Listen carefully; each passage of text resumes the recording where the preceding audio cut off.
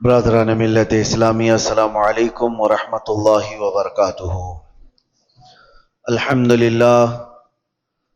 للہ وکفى وسلام علی حبیبہ المصطفى، اما بعد فاعوذ باللہ من الشیطان الرجیم، بسم اللہ الرحمن الرحیم۔ والذین اذا فعلوا فاحشة او ظلموا انفسهم ذکروا اللہ فاستغفروا لذنوبہم ومن يغفر الذنوب الا اللہ ولم يصروا على ما فعلوا وهم صدق اللہ مولانا العظیم۔ بارگاہ رسالت میں آپ صلی اللہ تعالی علیہ وسلم میں درود پاک کا ہدیہ پیش کریں۔ اللہم صلی علی سیدنا محمد معدن الجود والکرم وآلہ واصحابہ الکرام وابنہ الکریم وبارک وسلم صلاۃ دائمۃ سرمدا ابدا۔ اللہ عز و جل قرآن پاک میں فرماتا ہے، اور وہ جنہوں نے بے حیائی کا کوئی کام کر دیا، برائی کر دی، گناہ کیا یا اپنی جانوں پر ظلم کیا، والذین اذا فعلوا فاحشة او ظلموا انفسهم، پھر اس کے بعد اس سے توبہ کرنا چاہا، اس سے باز آنا چاہا، تو اس کی دو چیزیں اللہ تعالیٰ بیان فرماتا ہے۔ پہلی چیز یہ ہے کہ جس چیز کو چھوڑا ہے اس پر دوبارہ نہ جائے۔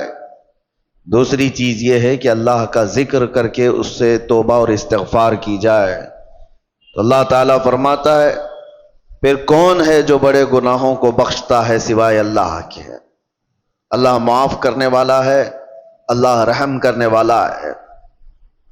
انسان سے بے حیائیاں اور فواحشات ہو جاتی ہیں، خطاؤں کا مرکب ہے، لیکن بسا اوقات ایسا ہوتا ہے کہ یہ برائیاں اتنی بڑھ جاتی ہیں کہ انسان پھر انسان نہیں رہ جاتا، یہ جانوروں سے زیادہ ذلیل ہو جاتا ہے۔ اس کے اندر ایسی گھناؤنی حرکتیں آنے لگ جاتی ہیں کہ اس کو انسانیت کی تمیز بھی باقی نہیں رہ جاتی۔ وہ وقت آنے سے پہلے اپنے آپ کو، اپنے گھروں کو ہمیشہ سنبھال رکھو۔ انسان حیوان کا حصہ ہے، لیکن کبھی اس کے اوپر حیوانیت ایسی غالب آ جاتی ہے کہ اللہ کی پناہ، وہ جانوروں میں بھی وہ کام نہیں ہوتے جو انسان کر جاتا ہے۔ اور وہ کب ہوتا ہے؟ انسان اس مقام پر پہنچتا ہے جب وہ ایسی حرکتیں کر جاتا ہے جس سے جانور بھی شرمانے لگ جائیں۔ کون سی ایسی چیزیں جو انسان کو ایسا شیطان بناتی ہیں؟ میں چند تمہیدی کلمات آپ کے سامنے پہلے رکھتا ہوں۔ انسان کو اللہ تبارک و تعالیٰ نے عقل بھی دیا ہے اور شہوت بھی دیا ہے۔ عقل یہ صرف انسان کے پاس اتنی بڑی دولت ہے کہ دوسرے تمام حیوانات میں یہ چیز نہیں ہے۔ عقل کا مطلب صرف دماغ ہی نہیں ہوتا، عقل کا مطلب صحیح اور غلط کو پہچاننے کی تمیز، اور شہوت جس سے انسان کو برائیوں کی خواہشات ہوتی ہیں۔ جانوروں میں شہوت رکھی گئی ہے، عقل نہیں، اور فرشتوں میں عقل ہے، شہوت نہیں، اور انسان میں دونوں چیزیں ہیں، عقل بھی ہے، شہوت بھی ہے۔ اسی لیے فرمایا گیا کہ کوئی انسان اپنی شہوت ہوتے ہوئے بھی، شہوت اس کے پاس ہے پھر بھی بچ رہا ہے، تو وہ فرشتوں سے افضل انسان ہے۔ اس لیے کہ فرشتے گناہوں سے اس لیے بچے ہیں کہ ان کو شہوت ہی نہیں، گناہ کرنے کی سوچ ہی ان کے پاس نہیں۔ اور انسان اگر اپنے آپ کو بچاتا ہے تو فرشتوں سے افضل ہے۔ لیکن ساتھ میں یہ بھی بتایا گیا کہ عقل ہونے کے باوجود انسان برائیوں سے نہیں بچتا تو پھر وہ غلیظ جانوروں سے بھی زیادہ بدتر ہے۔ جانور اس لیے نہیں بچ پاتا کہ اسے صحیح اور غلط کی تمیز نہیں ہے۔ جانور بڑے تھوڑے سے ہو جائیں تو ان میں ماں باپ کا رشتہ نہیں ہوتا، بھائی بہن کا رشتہ نہیں ہوتا۔ بچے بڑے ہو جانے کے بعد وہ ماں سے، بہنوں سے ایسا کوئی رشتہ نہیں ہے جس کے ہاں حدود ہیں۔ اس لیے جانوروں کے ہاں وہ کوئی بات ہی نہیں رہ جاتی۔ لیکن انسان کو اللہ تعالیٰ نے عقل دیا ہے، تمیز دیا ہے اور حدود بیان کیا ہے. اگر وہ عقل کا استعمال نہ کرتے ہوئے ان بے حیائیوں میں اپنے آپ کو مبتلا کرتا ہے تو جانور سے زیادہ ذلیل ہے. اب ہمیں خود کو معلوم کر لینا چاہیے کہ ہم کون سی کیٹیگری میں آتے ہیں. شہوت کے غلام ہیں یا پھر عقل کا استعمال کر کے گناہوں سے بچنے والے لوگ. مجھے بڑی تکلیف ہو رہی ہے. میں تو سفر میں تھا, آج اتفاقاً آپ کے ہاں حاضر آ گیا, لیکن کیا یہ ہاشمی مسجد کے جمعہ کا منظر ہے جو 1:30 بجے 2 صف بھی نہ ہوتی ہو؟ کیا یہ وہی مسجد ہے جہاں پر 12:30 بجے قدم رکھنے کی جگہ نہ ہوتی ہو؟ کیا ہو گیا ہے لوگوں کو؟ کس وجہ سے مسجدوں سے دوری؟ صرف یہ ایک مسجد میرے سامنے ہے, باقی کے حالات اور بھی گرے ہوئے ہیں. خصوصاً ہمارے اس شہر کے متعلق جب میرے پاس باتیں آئیں تو دل دکھتا ہے. نوجوانوں کی ایک بہت بڑی جماعت آج ایسی عیاشیوں میں مبتلا ہے. اللہ کی پناہ, اللہ کی پناہ. میں نے وہ چیزیں باہر پوش علاقوں میں نہیں سنا تھا جو یہاں سننے کو مل رہی ہیں. کیا مسلمانوں میں ایسا کوئی مقدمہ ہو سکتا ہے کہ بھائیوں نے مل کر کے اپنی بہن سے زنا کیا ہو؟ یہ معاملات یہاں پر موجود ہیں, پائے جا رہے ہیں. کلیجہ منہ کو آتا ہے بیان کرنے میں. یہ کون سی قوم میں آ گئے؟ کیا یہ رسول اللہ صلی اللہ تعالی علیہ وسلم کی وہ امت ہے جس کو قرآن نے خیر امت کہا تھا؟ کیا وہ نوجوان ہیں؟ ہمارے جو علاقے یہاں پر میجورٹی کے ہیں, پولیس کے ڈپارٹمنٹ کے اور دوسری جگہوں پر وہ مذاق کی جگہ بنے ہوئے ہیں. اگر ان علاقوں کا نام لے لو تو لوگ شرماتے ہیں. میرے عزیزو, یہ کس کی ذمہ داری تھی ان بے حیائیوں سے روکنے کی, ان فواہشات سے اپنے نوجوانوں کو روکنے کی؟ حیرت ہوتی ہے کہ 2-4 حاجی صاحب ہمارے سامنے بیٹھ کر کے واقعات بیان کر رہے ہیں. اس محلے میں ایسا چل رہا ہے, اس محلے میں ایسا چل رہا ہے. دل پر چھریاں چلتی ہیں اور افسوس آپ کے اوپر ہوتا ہے. آپ ان سب کو تماشا سمجھ کر کے بیان کر رہے ہو. امت لٹ رہی ہے اور آپ کہانیاں بیان کر رہے ہو. تمہارے گھر سے تمہاری بیٹی اور تمہارے بیٹے کے ساتھ یہ تمام حرکتیں ہوتی ہوں تو کیا محلے میں اسی طرح چرچے کرتے ہوئے بیان کرو گے؟ ذمہ داری کس کی تھی یہ؟ اور میں اکثر یہاں پر کہا کرتا تھا جب یہاں موجود تھا کہ ایک بہت بڑی نعمت ہے ہمارے ان علاقوں میں کہ آج بھی ہماری مسجدوں میں یہ جماعت کا جو سسٹم ہے, متولی ہونا, اراکین ہونا, جماعت کا ان کا جو ہولڈ ہے وہ دوسرے علاقوں میں آپ کو نہیں ملے گا. آپ جاؤ شمال ہند میں, دوسرے علاقوں میں, کوئی ایسی مضبوطی نہیں نظر آتی ہے کہ مسجد کی کوئی کمیٹی پورے محلے کو سنبھال سکتی ہو, ان کے مسائل کا حل کرتی ہو. یہ سب سسٹم دوسری جگہ نہیں ہے, یہ تمہارے پاس موجود ہے. لیکن یہ جماعتوں کے اراکین جو بھی مسجدوں کے بن گئے, انہوں نے اپنی ذمہ داریاں فراموش کر دی. اب ان کو لگتا ہے کہ صرف اور صرف کمیٹی بنانا ہے, مسجد دیکھنا ہے. محلے سے ان کی بھی نظریں ختم ہو گئی. ہم دیکھ رہے ہیں کئی محلے ایسے ہیں جن میں نوجوان, پہلے کیا کسی کی ہمت ہوتی تھی کہ جماعت والوں کے سامنے کوئی بچے آ کر کے ایسی حرکتیں کریں یا ان کے سامنے بے حیائی کریں؟ ہوتا یہ تھا, ڈر تھا محلے والوں کو کہ ہمارے نکاح منگنی ولیمے بھی ہونے ہیں, کبھی جماعت سے بائیکاٹ نہ ہو جائے. ڈر لگتا تھا لوگوں کو محلوں میں کہ کسی کے گھر پر نظر نہ ڈالی جائے ورنہ جماعت میں فیصلہ چلا جائے گا تو بے عزتی ہو جائے گی. اور آج یہ پوزیشن آ گئی کہ جماعت کو کوئی گنتا نہیں. تم اگر اپنا وقار کھوتے چلے جاؤ گے تو میرے عزیزو آنے والی نسلوں کے لیے بہت بڑا خطرہ ہے, بہت بڑا چیلنج ہے. میں دیکھ رہا ہوں ان چھوٹے بچوں کو ہمارے, اب میں ہر ایک کا نام لے کر کے ذکر کروں تو ظاہر سی بات ہے دنیا بھر میں باتیں وائرل ہوتی ہیں, لیکن سمجھنے والے سمجھ سکتے ہیں. اسکول کے 4 کلاس کے بچے کو, 4 کلاس کا بچہ مشکل سے میرے خیال سے 9 سال کی عمر کا ہوتا ہوگا, اس کے دادا میرے پاس لے کر کے آئے اور کہتے ہیں کہ یہ نشہ کرتا ہے. میں کہا کون سا نشہ کرتا ہے یہ؟ کون سا نشہ؟ نشہ تو لوگ بیڑی سگریٹ گٹکا کو بھی سمجھ جاتے ہیں، بولتے ہیں. بہت سارے لوگوں کو ایسا لگتا ہے، اس کو بھی نشہ سمجھتے ہیں، اور بڑے جو پرانے ہوتے تھے اس سے بھی بچتے تھے. تو ان کے دادا نے، بچے کا جو دادا ہے، پوتے کو جو لے کر کے آیا، کان پکڑ کر کے کہتا ہے کہ حضرت مجھے تو پتہ نہیں یہ کون سی چیز ہے، لیکن سنا ہے کہ یہ چرس ہے، گانجا ہے، افیون ہے، یہ تمام چیزیں. حیرت ہوئی. 9 سال کا بچہ. سے پوچھا کہاں سے تمہارے پاس یہ سب چیزیں آئیں؟ کہا اسکول میں تو مل جاتی ہیں، باہر سے کوئی بھیا آتے ہیں اور دے بھی دیتے ہیں. میرے عزیزو، ذمہ داری کا احساس کرو.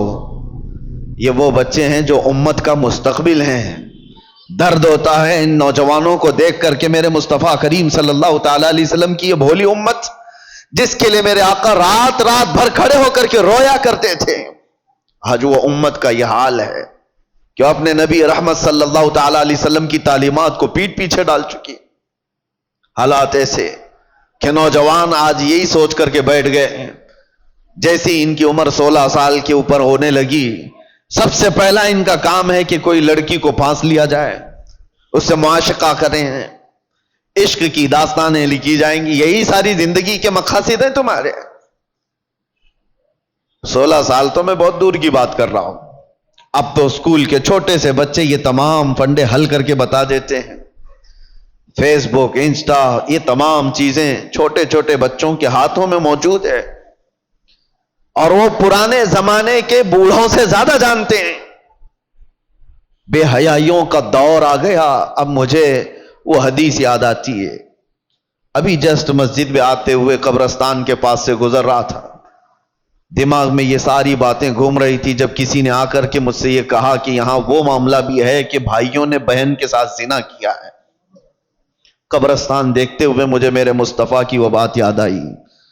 اللہ کے نبی صلی اللہ تعالی علیہ وسلم نے ارشاد فرمایا تھا، ایک دور تم پر ایسا آئے گا کہ تم قبرستان کے پاس سے گزرو گے تو تمہیں یہ خیال آئے گا کاش میں اس میں ہوتا تو زیادہ اچھا ہوتا.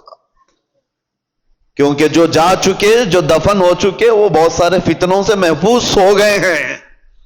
ہمارا حال ہے ابھی مقابلے کا. ہمیں یہ چیلنجز کا مقابلہ کرنا ہے.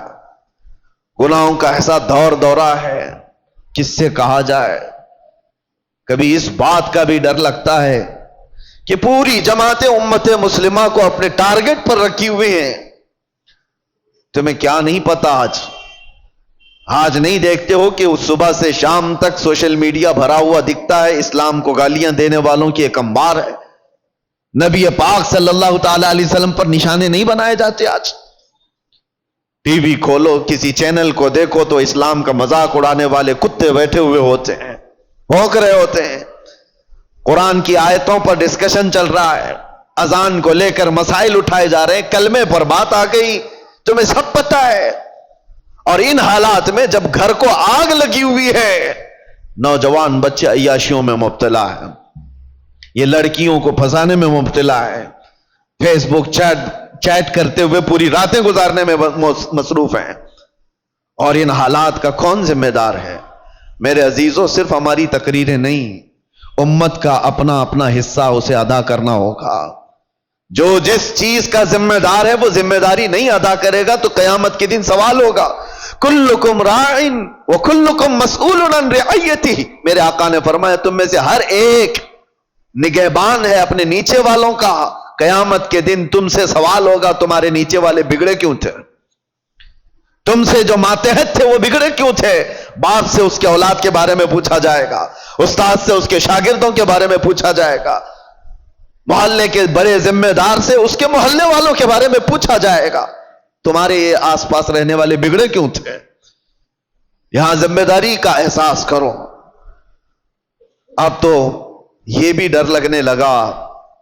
پہلے کا وہ سنہرا ماحول تھا، ہم کسی محلے سے گزرتے تھے تو اصلاح کرنے والوں کی ایک بڑی جماعت نظر آتی تھی، نماز جانے والوں کی ایک بڑی جماعت نظر آتی تھی، ٹوپیوں والے، نئے نئے نوجوان داڑھیوں والے بھی نظر آتے تھے. آج خال خال ہے. ہو سکتا ہے میری یہ باتیں کچھ کو لوگوں کو بری لگ رہی ہوں گی. تبلیغ کرنے والے بہت سارے مبلغین بھی بنتے تھے. اپنوں میں سے ہی تو بنتے تھے مبلغین، وہ کہاں چلے گئے؟ انہوں نے بھی اپنا سیف زون بنا لیا کہ ہم اپنے حلقے میں رہیں گے، باقی دنیا جائے بھاڑ میں، مر رہی ہے قوم تو جائے، اس کو کون دیکھے۔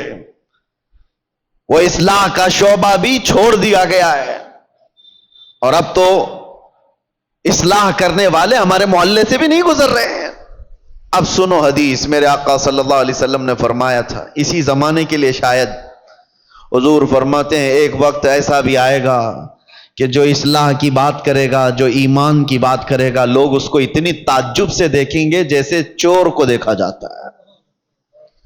داڑھی والے کو، ٹوپی والے کو، اصلاح کی بات کرنے والے کو، حضور فرماتے ہیں جیسے زنا کرنے والے کو عیب سے لوگ دیکھتے ہوں گے، تانا دیں گے، اسی طرح سے ایک وقت ایسا آئے گا کہ مومن کو تانا دیا جائے گا، یہ دیکھو یہ مسلمان ہے، یہ دیکھو یہ ٹوپی والا ہے، یہ داڑھی والا ہے۔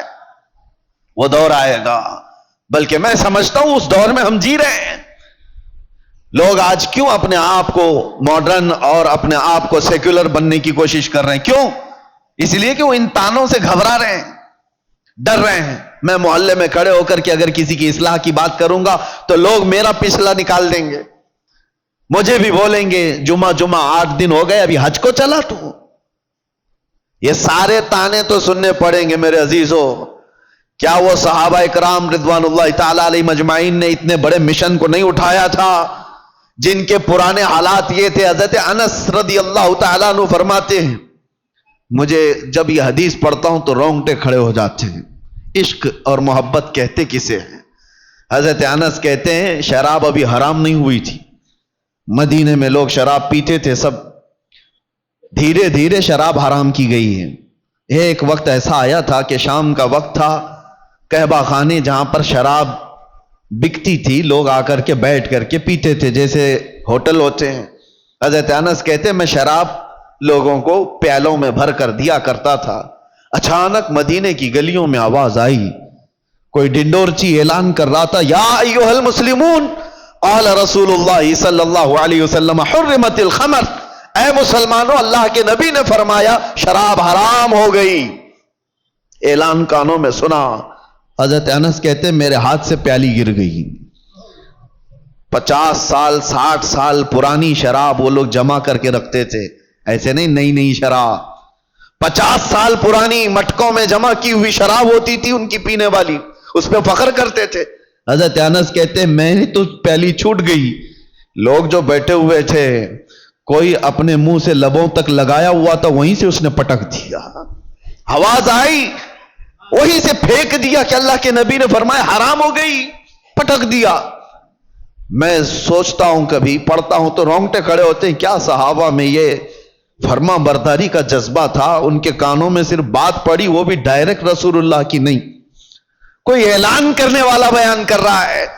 وہ یہ سوچ تو سکتے تھے کہ ابھی قانون آیا ہے، امپلیمنٹ ہونے میں ٹائم لگ سکتا ہے، آج کا تو پی لیں، کل جا کر کے حضور سے بات کر لیں گے کہ صحیح میں حرام ہوئی یا نہیں، کنفرمیشن کے بعد چھوڑ دیں گے۔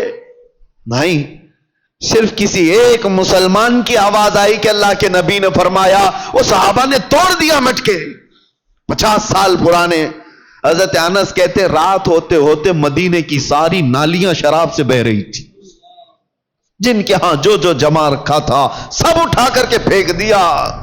یہ امت تھی میرے مصطفیٰ کی، یہ وہ صحابہ کی فرمانبرداری تھی۔ اس کو کہتے ہیں عشق، اس کو کہتے ہیں محبت۔ کانوں میں بات پڑ جائے اپنے آقا کی تو چھوڑ دے بندہ اس چیز کو۔ کیا آپ تب کو یہ نہیں پتا ہے کہ گناہوں کے اڈوں پر جانے کی اجازت اسلام نہیں دیتا؟ میرے آقا صلی اللہ تعالی علیہ وسلم نے شراب حرام کی ہے، نشہ حرام ہے، تو وہ نوجوان کیسے آج نشہ کو چھوتا ہے، اپنے نبی سے محبت کی دعوے کرتا ہے؟ محبت ہے ہی نہیں، عشق کی بات ہی نہیں۔ رائی کے دانے کے برابر بھی اگر دلوں کے اندر ایمان ہو، میرے آقا سے محبت ہو تو آ جاؤ، باز آ جاؤ میرے عزیزو۔ اے نوجوانوں، وقت بہت تیزی سے ڈھل رہا ہے، آپ کو پتہ بھی نہیں۔ آج میں اس مقام پر آپ کے سامنے کھڑا ہوں، آپ کو اندازہ ہے مجھے تو کچھ نیا نہیں لگتا، لیکن 10 سال کے بعد ہم یہاں کھڑے ہیں، 10 سال گزر چکے۔ میں پیچھے پلٹ کر کے دیکھتا ہوں تو سوچتا ہوں کیا ایک عشرہ ایک دہائی گزر گئی ہماری زندگی کی، 10 سال کے بعد اس مسئلے پہ پھر آئے. یہ 10 سال کا عرصہ اتنی تیزی سے گزر رہا ہے، تو یاد رکھو موت بہت تیزی سے تمہارے قریب آ رہی ہے، بہت تیزی سے. اور حضور پاک صلی اللہ تعالی علیہ وسلم کی وہ حدیث بھی میں آپ کو سناؤں. قیامت کے قریب ایسے حالات ہوں گے کہ بچے جوان نظر آئیں گے اور جوان بوڑھے نظر آئیں گے. کیا آج نہیں معلوم آپ کو؟ بچوں کے اندر جو حرکتیں ہیں وہ جوانوں سے کی جیسی ہیں. 6 سال کے 7 سال کے بچے بالغ لوگوں کی باتیں کرتے ہیں، جوانی ابھی سے آئی ہوئی لگتی ہے. اور جوانوں کو دیکھو یہ سب ٹوٹے بکھرے ہوئے، ارے 20 سال 22 سال کی عمر میں سفید بال، اور یہ بوڑھے لگنے لگ گئے. ان کی زندگیاں 30 سال کو جاتے جاتے ریٹائرڈ ہو گئیں، گھروں کے حالات خراب ہو گئے. کتنے ایسے ہیں. ارے جوانی کس کو کہا جاتا تھا پتہ ہے؟ 40 سال کے بعد جوانی شروع ہوتی، جس کو مضبوط جوانی کہا جاتا. آج 40 سال میں بوڑھا ہے آدمی، بوڑھا ہے. قیامت کے اتنے قریب ہم آ چکے. میرے آقا نے فرمایا تھا ایک دور آئے گا کہ جب بچے جوان نظر آئیں گے اور جوان بوڑھے لگنے لگیں. ان حالات کا باریکی سے آپ مطالعہ کرو میرے عزیزو. اب ہمیں تقریروں کے اعتبار سے کوئی ایک مقرر، ایک خطیب سمجھ کر کے ایک ٹرینڈ کے حساب سے مت لو. میرے پاس اب وہ فن بھی نہیں ہے، نہ میں اپنے الفاظ سے چمکا کر کے کسی کے اوپر دباؤ ڈالنے کے لیے تقریریں کرتا ہوں. نہیں، ایک درد نکلتا ہے آج امت کے لیے خاص طور پر. بہت جلدی وہ دن بھی آ جائے گا، شاید اعلان ہو جائے کہ ہم بھی مر گئے، دنیا سے نکل گئے. جتنے دن ہمارے باقی رہ گئے، کبھی یہ خیال آتا ہے کہ بارگاہ مصطفیٰ صلی اللہ علیہ وسلم میں جانا تو طے ہے، مرنے کے بعد قبر میں منہ دکھانا تو طے ہے. اگر وہ نبی پاک صلی اللہ تعالی علیہ وسلم ہم سے پوچھیں کیا تو اس جگہ سے آ رہا ہے جہاں سے صبح سے شام تک مجھ کو گالیاں دی جاتی تھی؟ کیا تو اسی محلے سے آ رہا ہے جہاں لوگ ماں اور بیٹیوں کی عزت بھول چکے تھے؟ زنا اتنا عام ہو چکا تھا کہ جانور بھی اس طرح کا جوڑا نہیں کھاتے. گھر گھر آج محفوظ نہیں ہے. لوگ بیٹھ رہے ہیں آج ہمارے پاس آ کر کے حیرت ہوتی ہے کہ زنا کے معاملات کو حل کرنے کے لیے بیٹھتے ہیں تو رونگٹے کھڑے ہوتے ہیں، کلیجہ منہ کو آتا ہے. باپ بیٹی کو لے کر بیٹھا ہے، دوسرا باپ بیٹے کو لے کر کے بیٹھا ہے. کن معاملات پر آپ بات کر رہے ہو؟ ایک بار میرے آقا صلی اللہ علیہ وسلم کے پاس ایک صحابی آئے تھے، ماعز اسلمی، کہا آقا مجھ سے خطا ہو گئی ہے، مجھ سے غلطی ہو گئی ہے. حضور نے پوچھا ہوا کیا ہے؟ کہا بتا نہیں سکتا، بہت تکلیف کی بات ہے. حضور نے فرمایا بتاؤ تو تمہارا علاج کیا جا سکے. انہوں نے کہا زنا ہو گیا ہے، مجھ سے زنا ہوا. حضور نے اپنا چہرہ پھیر لیا، چہرہ سرخ تھا میرے آقا کا، لال ہو گیا. کہا جاؤ تم. وہ صحابی دھاڑے مار کر کے رونے لگ گئے. تجھ سے جو منہ چھپاؤں تو کروں کس کے سامنے؟ میں جاؤں تو پھر کہاں جاؤں؟ نبی پاک صلی اللہ تعالی علیہ وسلم نے ان کو کھڑا کر کے پوچھا ہوش میں کہہ رہے ہو؟ انہوں نے کہا ہاں میں ہوش میں کہہ رہا ہوں، ہو گئی مجھ سے خطا. حضور نے فرمایا کیا تجھے پتا ہے اسلام میں سزا کیا ہے اس کی؟ پتھروں سے مار کر ہلاک کر دیا جائے گا. انہوں نے کہا ہاں یا رسول اللہ پتا ہے مجھے. پھر بھی کہہ رہے ہو؟ کہا ہاں، اس آخرت کی سزا سے تو بہتر ہے کہ آپ مجھے دنیا میں پاک کریں. 3 مرتبہ پوچھنے کے بعد بھی جب انہوں نے کہا کہ ہاں مجھ سے خطا ہو گئی، تو حضور نے صحابہ سے کہا جاؤ یہ اقبالی مجرم ہے، انہیں لے جاؤ جبل انم، ایک پہاڑی مدینے میں. وہاں پر صحابہ لے کر کے گئے، اوپر سے ان کو پتھروں کی بارش کی گئی، وہ قتل ہو گئے، ان کا انتقال ہو گیا. یہ اسلام میں زنا پر سب سے بڑی سزا دی گئی. وہ صحابی تھے، خطا ہوئی تو نبی پاک صلی اللہ تعالی علیہ وسلم نے دنیا میں پاک کرنے کا طریقہ یہ بتایا. اور یہاں پر حالات ایسے آ گئے کہ لوگ اس کو اتنے ہلکے میں لے لیے. پھر مجھے وہ حدیث یاد آتی ہے، حضور نے فرمایا تھا قیامت کے قریب زنا اتنا عام ہو جائے گا کہ انسان ایسے جوڑا کھائیں گے جیسے گدھے اور کتے راستوں پر جوڑا کھاتے ہیں. ان کے درمیان یہ سب کامن سی چیز ہو گئی، نارمل بن گیا ہے. لوگ بیٹھ کر کے حل کر رہے ہیں، ہمیں تو رونگٹے کھڑے ہوتے ہیں. کن چیزوں کی یہ باتیں لے کر بیٹھے ہیں بیٹے اور بیٹیوں کی کہ یہ اس طرح کی حرکتیں کرتے تھے؟ معاذ اللہ رب العالمین. ایک بات یاد رکھو، پورے معاشرے میں، محلے میں ایک جگہ کوئی زنا کرتا ہے تو پورے محلے کی برکت ختم کر دی جاتی ہے. ناسور ہے وہ کینسر کی طرح. کینسر کی پھوڑی جس طرح پورے جسم میں زہر پیدا کرتی ہے، ایک بے حیائی اور بدکاری والا نوجوان پورے معاشرے کے اندر وہ ناسور بن کر زہر پھیلاتا ہے. تمہاری بیٹیوں تک بھی وہ حرکتیں آئیں گی، تمہارے بیٹے بھی محفوظ نہیں رہیں گے. اس لیے ذمہ داریوں کا احساس سارے لوگ مل کر کے کریں، ایک آدمی نہیں. یہ بیچارہ خطیب کب تک یہاں سے پکارے گا؟ ایک کوئی مبلغ کب تک اصلاح کرے گا؟ ہر ایک کی ذمہ داری ہے. آج غلطی کس کی ہے پتہ ہے؟ پورے محلے میں 5% یا 10% جواری ہوتے ہیں. 5% سے بھی کم ہوتے ہیں جواری اور سود خور یا شرابی یا زانی. اکثریت تو اچھے لوگوں کی ہوتی ہے، لیکن وہ اچھے لوگ اتنے بھیانک ہوتے ہیں. یاد رکھنا، ان 5 کو جنہوں نے کھلی چھوٹ دی تھی، یہ 95 لوگوں کی بھی وہی سزا ہوگی جو اس جواری کی سزا ہوگی. کیونکہ معاشرے کو برباد کرنے میں ان 5 لوگوں کا ہاتھ کم تھا، خاموش رہنے والوں کا ہاتھ زیادہ تھا. یہ سپورٹر تھے، گناہ دیکھ کر کے ہنستے ہوئے چلے جاتے تھے. میرے گھر میں تھوڑی نہ ہو رہا ہے، فلاں کا بچہ بگڑا ہوا ہے، میں تو سنبھال لوں گا اپنا گھر. میاں آگ لگی ہے، تم کیا سنبھال لو گے؟ تمہارے بھی گھر کے دروازے لکڑی کے ہیں، تمہارے بھی گھر کی کھڑکیاں لکڑی کی ہیں. وہ آگ کے شعلے جب نکل کر کے آئیں گے تمہارے دروازے بھی جلائیں گے. یہی حال ہے آج ہمارے گھروں میں.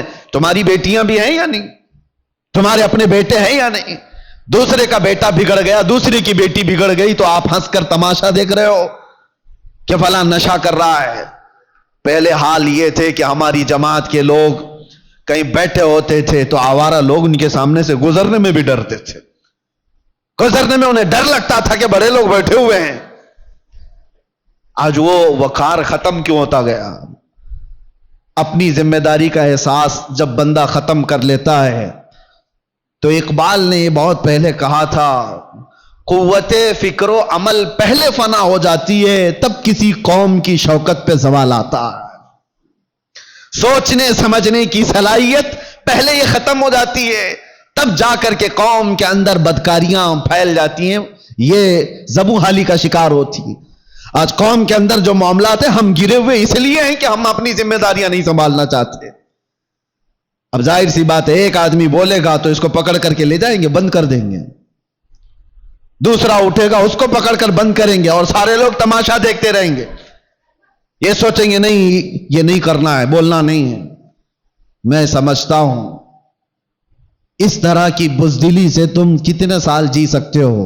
چپ چپ رہ کر کے برائیوں کے بارے میں نہیں بولو گے، کمپرومائز کر کے جیو گے، کب تک رہو گے؟ موت تو آنی ہے. تو جب مرنا ہی ہے تو گیدڑ کی 100 سالہ زندگی سے شیر کی 1 دن کی زندگی بہتر ہے. حق بات کرو، لوگوں کی اصلاح کرو اور دنیا سے عزت کے ساتھ جاؤ. اور ایک بات اے نوجوانوں، دنیا کے تمام معاملات میں 100 سال کی زندگی میں وہ عزت نہیں پاؤ گے جو دامن مصطفیٰ میں 1 منٹ میں عزت مل جاتی ہے. میرے آقا کے قدموں سے لپٹ کر 1 منٹ کی جو زندگی تمہیں عزت دیتی ہے، وہ دنیا داروں کی 100 سال کی نوکری تمہیں عزت نہیں دے سکتی. اسی لیے میرے مرشد نے فرمایا تھا، بل ہوا سن، سیم و زر کی بندگی اچھی نہیں، ان کے در کی بھیک اچھی، سروری اچھی نہیں. آؤ اصلاح کے لیے اپنے ان معاشروں میں اصلاح کا کام تیزی سے شروع کر دو. اگر آج تھوڑی سی تمہاری حرکت باقی رہے گی تو امید ہے کہ ہماری جو نئی نسلیں ہیں وہ اس بات پر تو باقی رہے. میں سعودی عرب میں دیکھ کر کے آیا ہوں، جنہوں نے اپنے بچوں کو آسٹریلیا امریکہ میں پڑھانے کے لیے بھیجا تھا. آج وہ بچے پلٹ کر کے آئے ہیں اور وہ پوچھتے ہیں، ہو از دا محمد؟ محمد کس کا نام ہے؟ یہ ریئل بات میں آپ کو بتا رہا ہوں.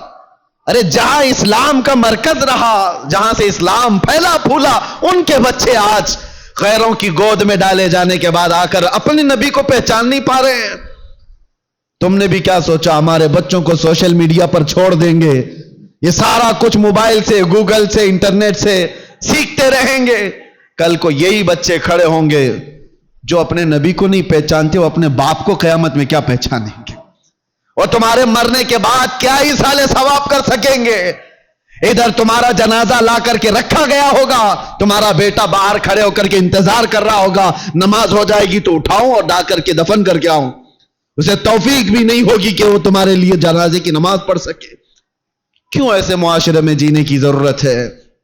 ہمیں جو رسول اللہ صلی اللہ علیہ وسلم نے معاشرہ عطا کیا، اس معاشرے میں امن بھی ہے، عزت بھی ہے، وقار بھی ہے۔ آؤ واپس سے پھر اس ماحول کو بنانے میں آپ سب سترک ہو جاؤ، متحرک ہو جاؤ۔ ہر محلے کے نوجوانوں سے میں گزارش کروں گا، تم 5 ہی صحیح 10 ہی صحیح کھڑے ہو جاؤ ذمہ داری لے کر کے کہ ہم اپنے محلے میں بے حیائیاں نہیں ہونے دیں گے۔ انقلاب آئے گا میرے عزیزو۔ تم یہ مت سوچنا کہ ہم 5 اور 10 لوگوں سے کیا ہوگا، تم اپنی طاقت پر کبھی مت جانا، اس لیے کہ وہ رب العالمین ارحم الراحمین، اس کی طاقت کا تمہیں اندازہ بھی نہیں ہے، اس کی طاقت کا اندازہ نہیں ہے۔ آج سے 5 سال پہلے ہبلی کی ایک مسجد سے 50 لوگوں کے بیچ میں نے ایک پاکھنڈی کو اعلان کیا تھا، آپ کو پتا ہوگا۔ ہم نے یہاں سے موبائل کا چیلنج کیا کیا تھا؟ یہ رب العالمین کا کرم ہے کہ پوری دنیا کے خطے خطے میں وہ آواز پہنچائی گئی، جس کو پہنچنا تھا اس کو بھی پہنچی۔ تو کبھی یہ مت سوچنا کہ میرے ایک کے چاہنے سے کیا ہوگا، بہت کچھ ہوتا ہے۔ آواز اٹھا کر کے تو دیکھو، اصلاح کے لیے کھڑے ہو کر کے تو دیکھو۔ بازو ہمارے کمزور ہیں، رب العالمین کی طاقت کمزور نہیں ہے۔ تم اگر کھڑے ہو گئے اصلاح کے لیے تو اللہ تعالیٰ غیب سے اسباب پیدا فرمائے گا۔ ایک نہیں مانے گا، 2 نہیں مانیں گے، ہو سکتا ہے کوئی تو جیالا ہوگا جو تمہاری دعوت پر لبیک کہے گا۔ تم اپنے گھر کی دعوت تھوڑی نہ دے رہے ہو۔ اگر 5 نوجوان کھڑے ہو گئے ہر محلے سے اور وہ دوسرے بچوں کی اصلاح کے لیے کوشش کرتے رہے، خدارا کبھی یہ مت کہنا کہ ہماری ٹیم میں آ جاؤ، ہماری ٹیم میں آ جاؤ، ہماری تنظیم میں آ جاؤ۔ ایک بات میں بتاتا ہوں، اس امت کی ایک رگ کو میں جانتا ہوں، یہ جتنی بھی بگڑی ہوئی ہو، باپ کا واسطہ، ماں کا واسطہ، استاد کا واسطہ، پیر کا واسطہ، ہو سکتا ہے ناکام ہو جائے۔ بگڑے ہوئے نوجوان کو ایک بار آمینہ کے لال کا واسطہ دے کر کے دیکھو، ایک بار میرے مصطفیٰ کے نام کا واسطہ دے کر کے دیکھو، اللہ تبارک و تعالیٰ اس کے ذہن و دماغ میں محبت پیدا کر ہی دے گا۔ یہ بگڑا ہوا ہے لیکن آج بھی اپنے نبی سے محبت رکھتا ہے، اور اسی محبت کا واسطہ دے کر کے اصلاح کا کام کرو۔ ورنہ آج جو میں سن کر کے آیا ہوں، کھڑے ہونے کی ہمت بھی نہیں تھی، اتنی دیر میں بول لیا، کھڑے ہونے کی ہمت نہیں تھی۔ بتاؤ میرے عزیزو، جس کے علاقے میں آ کر کے اس کو یہ خبر دے دی جائے کہ آپ کے علاقے میں بھائی بہن سے زنا کر رہا ہے، اسے بولنے کی کیا جرأت ہوگی، اسے کھڑے ہونے کی کیا طاقت ہوگی؟ دل دکھتا ہے۔ امت مصطفیٰ صلی اللہ تعالی علیہ وسلم اس پوزیشن پر آ گئی کہ ہم غیروں میں بھی یہ بات نہیں سن پاتے، غیروں میں یہ بات نہیں سن پاتے، مسلمانوں کے گھروں میں یہ چیز ہو سکتی ہے۔ اس لیے آج میرا یہ پیغام ہے، اگر سارے لوگ ذمہ داریوں کا احساس نہ کریں گے تو کل کو پکڑ ہماری بھی اور تمہاری بھی ہوگی۔ جماعت کے اراکین، اپنی ذمہ داریوں سے بھاگو مت۔ اللہ نے تمہیں کسی خاص مقصد کے لیے اس مسجد کی خدمت عطا کی ہے، ہر مسجد کے لیے کہہ رہا ہوں، اسی مسجد کی بات نہیں۔ تم اپنا کھویا ہوا وقار اٹھاؤ، سنبھالو۔ 2-4 لوگ تمہارے ان فیصلوں کے خلاف ہو جائیں گے، کوئی پرواہ نہ کرو۔ تم اگر اس زمام کو مضبوطی سے پکڑ لو گے کہ معاشرے میں ان بے حیائیوں اور گندگیوں کو ہم ہونے نہیں دیں گے، تو ہو سکتا ہے 2-4 لوگ مخالف ہوں گے، لیکن دیکھنا اللہ تعالیٰ تمہاری غیب سے مدد کے لیے فرشتوں کو اتارے گا کہ امت مصطفیٰ کی اصلاح کے لیے بیٹھا ہوا ہے۔ دنیا کوستی ہے تو کوسے، لیکن آپ اپنی ذمہ داری پوری کرو۔ کوئی بچہ بگڑتا ہے تو معاشرے کے ذمہ دار اراکین جماعت اس کا بہت باریکی سے جائزہ لے اور اس پر پکڑ بنا ہے، ورنہ ہاتھ سے نکل جانے کے بعد پھر اصلاح نہیں ہوتی۔ اللہ تبارک و تعالی ہم کو خیر امت میں جس طرح سے رکھا ہے، ہمیشہ خیر امت کے اس لقب کو سنبھالنے کی توفیق عطا فرمائے۔ رب تبارک و تعالی ہمارے اس بگڑے ہوئے معاشرے کو پھر سے اصلاح کی توفیق عطا فرمائے۔ یا رب العالمین، یا اکرم الاکرمین، تیرے دربار میں عاجزانہ فقیرانہ التجا ہے کہ مولا ہم ویسے ہی بغیر کسی قیادت کے بھٹکے ہوئے ہیں۔ اے اللہ، ہم کسی کے ساتھ کوئی بغیر مرکزیت کے آوارہ ہے۔ اے اللہ، تو بھی ہمیں تنہا نہ چھوڑ دے۔ تیرے نبی کا واسطہ مولا، اس امت کو اس یتیمی کے حالت میں تنہا نہ چھوڑ، ہمارے معاشرے میں غیب سے اصلاح کرنے والوں کی جماعت پیدا فرما۔ اے اللہ، علماء صالحین کو ہمارے درمیان پیدا فرما، ہماری قوم کو اور ہمارے بچوں کو تیرے حبیب پاک کا سچا شہدائی بنا دے۔ اے اللہ، اے کریم خدا، جن بے حیائیوں اور برائیوں سے ہمارا کلیجہ منہ کو آتا ہے، ان بے حیائیوں اور برائیوں سے ہمارے گھروں کے دروازوں کی حفاظت فرما۔ یہ بے حیائی ہمارے گھر کے دروازوں پر دستک نہ دے، ہماری اولاد، ہماری بہنیں، ہماری مائیں، سب کی عزتوں کی حفاظت فرما۔ مولا، آخری دم تک تیرے نبی پاک کے غلاموں میں ہمارا شمار فرما، اور مریں تو تیرے نبی کی محبت میں دنیا سے جائیں، خاتمہ بالخیر عطا فرما۔ وصلی اللہ تعالی علی خیر خلق محمد وآلہ وصحبہ اجمعین، وآخر دعوانا الحمدللہ رب العالمین۔ السلام علیکم۔